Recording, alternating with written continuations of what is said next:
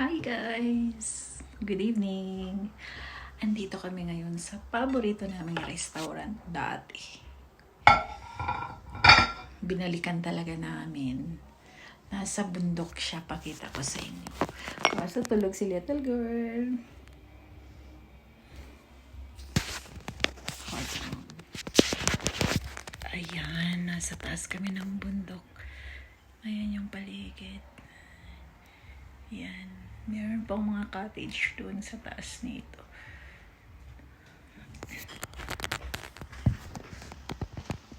Alright. Thank you. So, door. It's okay, no need.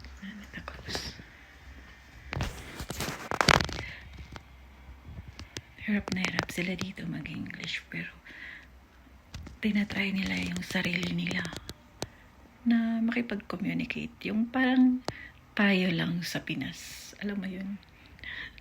Na pag mayroong mga foreigner na magtutulakan tayo kung sino muuna. Ito guys, ang ganda ng cottage nila. Tapos ang ganda ng setup ng mesa. Ayan.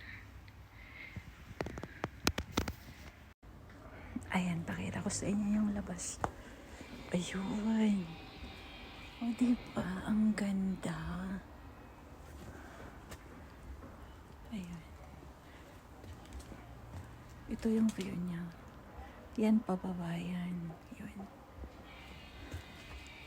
Madami silang cottage.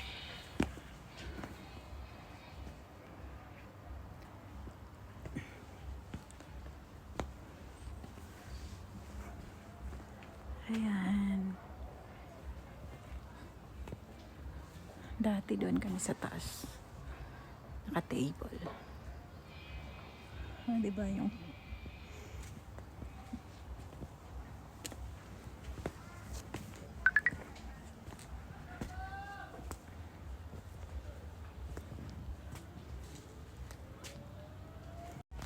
ayan na yung mag-ama.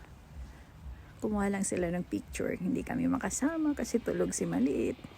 Alam niyo dito dati, meron silang malaking bear. Kasi tinanong namin, pinakawalan na daw nila sa gubat. Yun yung binalikan namin para makita ng mga kids. Ayan. Oh, saan ikaw galing? Ha? Pipicture ikaw doon?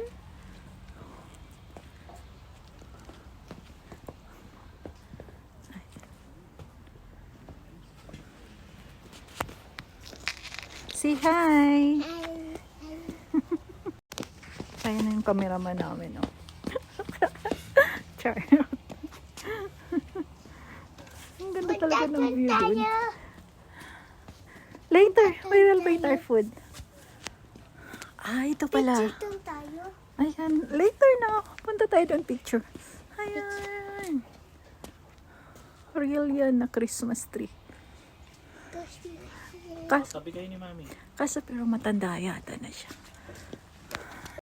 Hi! Ayan na pala. Gising na si Maliit. Say hi! Pi. Hi! Pi, wag na Pi.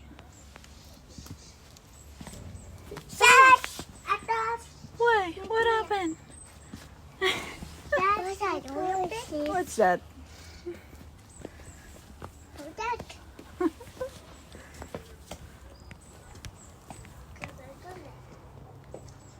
Say bye. That's all for now. Bye.